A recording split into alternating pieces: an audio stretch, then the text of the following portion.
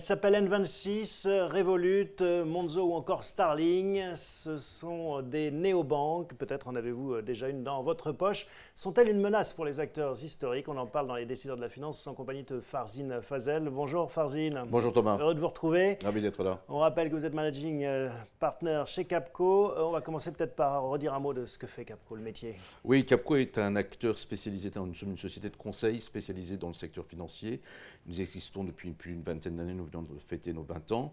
Nous sommes présents à travers le globe sur 28 bureaux, 5600 collaborateurs et nous n'intervenons que auprès d'acteurs du secteur financier.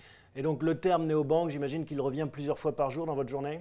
Absolument, nous travaillons avec des acteurs traditionnels, nous travaillons avec ces néobanques. Ça fait partie de cette transformation du secteur financier que nous voyons avec l'arrivée du digital. C'est quoi une néobanque, hein, si on doit la résumer? Une néobanque, je pense qu'il n'y a pas une définition précise, mais c'est principalement une banque qui est basée sur du digital et du mobile. Aujourd'hui, vous avez des exemples en Angleterre comme Revolut ou en Allemagne comme N26. En France, un certain nombre d'acteurs commencent à se lancer. Donc ce sont des banques qui sont passées de l'aspect traditionnel de la banque à travers les guichets, ont enjambé la banque en ligne et sont venus directement sur le support digital et mobile. C'est surtout une nouvelle expérience donc, hein, pour l'utilisateur. Les chiffres, est-ce que ça marche? Alors, il y a quelques études qui existent, mais grosso modo, aujourd'hui, quand on regarde en France, entre 7 et 10% des consommateurs de produits financiers bancaires disent avoir un accès à une néobanque. Ceci dit, c'est pour la plupart une deuxième voire troisième relation bancaire. Les gens restent quand même encore attachés. Maintenant, ce qui est plus intéressant comme chiffre, c'est au niveau du nombre d'ouvertures de comptes, où plus du tiers des ouvertures se font à travers nos banques. Et ce qui est en fait plutôt le fruit de l'arrivée des millennials sur le marché, des 18-35 ans. Qui vont plus à l'agence du coin de papa-maman. Exactement, et qui vont directement, parce que c'est une nouvelle expérience, où vous pouvez créer votre compte en quelques minutes, et c'est beaucoup plus proche de leur culture digitale et mobile depuis toujours. Alors c'est aussi sans doute la raison pour laquelle les acteurs historiques ouvrent eux-mêmes des néobanques, des filiales qui reprennent tous ces codes. Est-ce que dans le cas des acteurs historiques, on peut parler de néobanques? Oui, puisque après, c'est une question de canal de distribution. Donc, alors, vous avez des gens comme Orange qui vont créer, en partant de zéro, Orange Bank est une néobanque, mais vous avez d'autres acteurs, comme la BNP qui n'a pas créé, mais qui a été acheté une néobanque, en l'occurrence le compte Nickel, qui est aussi une néobanque.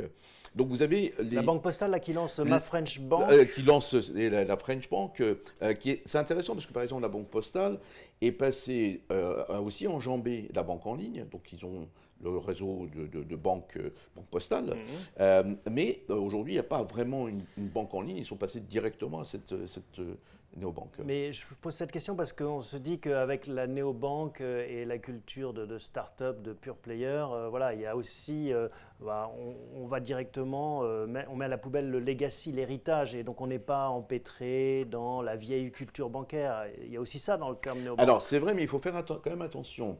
La néobanque, ce n'est pas vraiment une banque. Déjà, la plupart de ces néobanques n'ont pas de licence bancaire.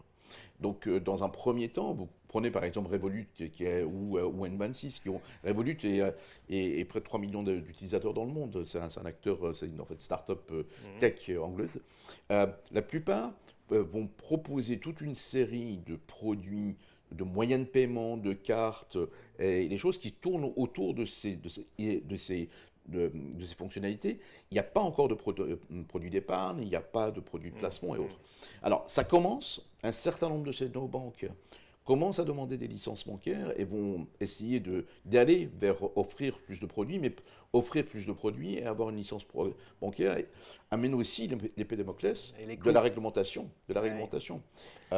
C'est ça le facteur clé, la réglementation finalement dans ce business qui protège quelque part les acteurs historiques aussi? Alors paradoxalement, oui. Ce qu'on peut dire, c'est que surtout le renforcement de la réglementation depuis la crise de 2008 a fait que aujourd'hui les banques ont des contraintes de fonds propres, ont des contraintes de segmentation, ont des contraintes de transparence de données, toute une série d'autres, de compliance et autres. Et la gestion de ces contraintes a un coût assez important. Lors d'une de nos autres émissions, on avait discuté un petit peu de ces coûts de compliance pour ces banques. Ces coûts sont faramineux. Ouais. Donc ça veut dire que si les néobanques pure players, prenons Revolut et N26 pour faire simple, vont sur ce territoire des produits d'épargne ou de crédit, elles se retrouveront avec les mêmes coûts et donc moins d'avantages compétitifs? Alors, en partie, oui, puisque la réglementation est la même à partir du moment où vous rentrez vous devenez un établissement bancaire.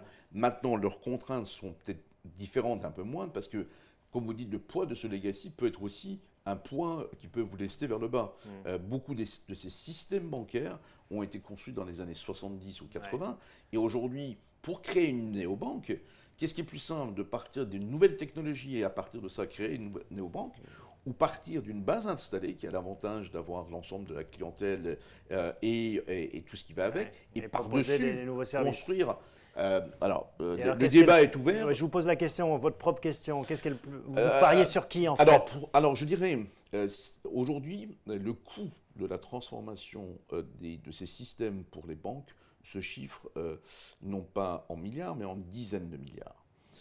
Donc, ce sont des coûts prohibitifs et l'ensemble des acteurs vont faire durer ces systèmes legacy jusqu'à la dernière seconde. Et puis avec 10 milliards, on rachète une néobanque éventuellement. Oui, je dirais même plusieurs dizaines de milliards. C'est même pas avec 10 milliards, si vous regardez l'ensemble des acteurs, ça se chiffre en plusieurs dizaines de milliards. Alors oui, vous achetez mais il n'en demeure pas moins qu'aujourd'hui, marier ces expériences utilisateurs qu'on appelle le user experience qui vient avec une nouvelle banque, une néobanque, avec une approche traditionnelle et de segmentation, de positionnement de la clientèle qui date des années 70, n'est pas forcément une très bonne chose.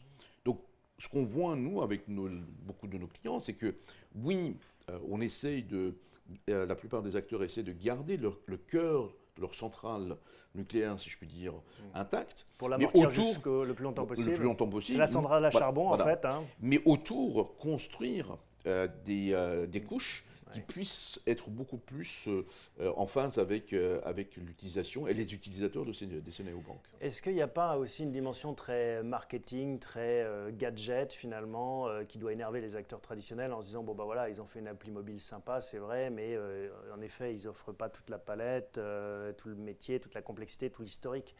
Je pense pas. Je pense que c'est... Alors, au début, on pouvait dire voilà, il fallait avoir, ça fait bien d'avoir l'accès mobile, puisqu'aujourd'hui, quand on regarde la pénétration des mobiles dans notre vie, la plupart de nos utilisations passent par ce mobile.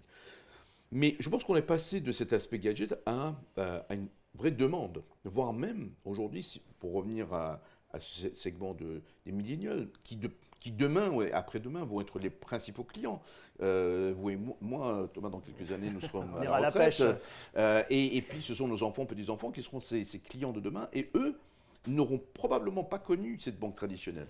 Donc, vous ne pouvez pas passer à côté de ça si vous ne voulez pas, entre guillemets, disparaître avec les clients traditionnels dans quelques décennies. Oui, vous avez raison. Et puis surtout qu'il y a un enjeu majeur dans tous les business, d'ailleurs, c'est la donnée qui est au cœur de la relation. Donc plus vous avez d'interaction avec vos clients, plus vous le connaissez. Mais alors justement, moi quand je regarde mes relevés de banque, c'est quasiment transparent sur tout ce que je fais, étant donné qu'on paye de plus en plus en carte bleue. La masse de données qu'ont les acteurs traditionnels, elle est colossale. Pourquoi ils ne s'en servent pas plus, un peu comme des Google ou des Amazon?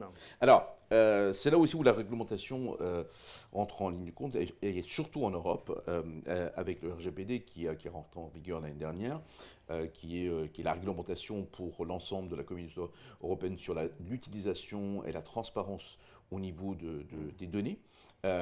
C'est pas aussi simple que ça. Parce que c'est une mine d'or pour non, mais ils savent tous mes goûts, tous mes achats. C'est une mine d'or, et même il y a aujourd'hui des directives européennes qui vont dans ce sens pour inciter à l'ouverture de ces données. C'est tout le principe de open banking, de dire que les banques doivent mettre à disposition. C'est même pas une question, c'est plus une question c'est une question, vous devez mettre à disposition d'autres acteurs des données. C'est d'ailleurs pour ça qu'aujourd'hui vous avez d'autres acteurs, sans parler des GAFA, Carrefour qui lance sa propre banque, peut aussi utiliser ce type de données. Mais on revient de nouveau sur la réglementation. La réglementation va quand même limiter, ou en tout cas je dirais, freiner et puis encadrer à juste titre l'utilisation de ces données par les GAFA. Mais par les banques. par les banques, pardon. Ouais. Mais je vous parle aussi des GAFA, ils vont arriver. Alors oui, justement, mais alors, pourquoi ils sont pas déjà là? Parce qu'on pourrait se dire, ils vont d'habitude plus vite que ça, là, ils sont prudents. Bah, ils arrivent, je pense que c'est... Même aux États-Unis, il y a Apple qui vient de lancer sa carte de crédit, voilà. mais bon, c'est... De nouveau, ils arrivent par les moyens de paiement. La plupart de ces, vous parliez de Apple, en France, Apple a fait des partenariats avec des banques, avec la Caisse d'épargne, avec d'autres. Donc, ils arrivent vers les moyens de paiement. En Asie, c'est déjà le cas.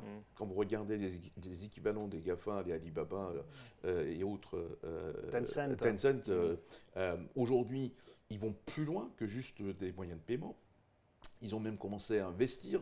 Ouais. Donc aujourd'hui, Alibaba détient des parts dans des banques d'investissement. Donc ils vont y venir, mais je pense que pour moi, la raison principale, c'est d'attendre un petit peu de consolidation, de voir plus clair dans le côté réglementation. Et alors, qui va racheter les néobanques? Les acteurs traditionnels, les BNP, Société Générale, ou bien les GAFA? Ou Je pense qu'un peu tout le monde. Je pense qu'il y aurait, comme tous ces marchés, il y aurait une consolidation. Aujourd'hui, d'ailleurs, le modèle économique d'un certain nombre de ces néobanques sont encore à définir. Un certain nombre, voire même la plupart, ne sont pas rentables. Donc, vous allez avoir soit des acteurs traditionnels qui vont venir acheter ces néobanques, soit des nouveaux entrants, style GAFA, qui vont venir les acheter. Il y aura de la consolidation entre acteurs, entre banques, entre néobanques, enfin, oui, entre néobanques. Donc, je pense que quand vous regardez ce marché-là, c'est à peine, alors vous me direz, l'âge digital, ça se compte en années-lumière peut-être, mais c'est un phénomène qui date d'il y a à peine 3 à 5 ans. Donc on est vraiment au début de cette révolution. Une dernière question, Farzine, qui intéressera ceux qui nous regardent, parce qu'il y a beaucoup de chefs d'entreprise. C'est assez mal adressé, le secteur du B2B finalement, par ces nouveaux entrants, ces néobanques. Il y a une raison? Je pense que c'est la barrière est plus basse pour rentrer sur le marché retail et du grand public, notamment à travers les jeunes. Maintenant, un certain nombre de ces acteurs plus matures, de nouveau je parle par exemple on parle de Revolut, commencent à adresser ces marchés à travers le marché d'échange et l'international. Aujourd'hui, par exemple, si vous êtes quelqu'un qui voyage un peu beaucoup comme moi ou d'autres, c'est parfois plus intéressant d'avoir une carte Revolut adossée à notre compte qu'une carte traditionnelle pour les raisons de frais et de cours de change.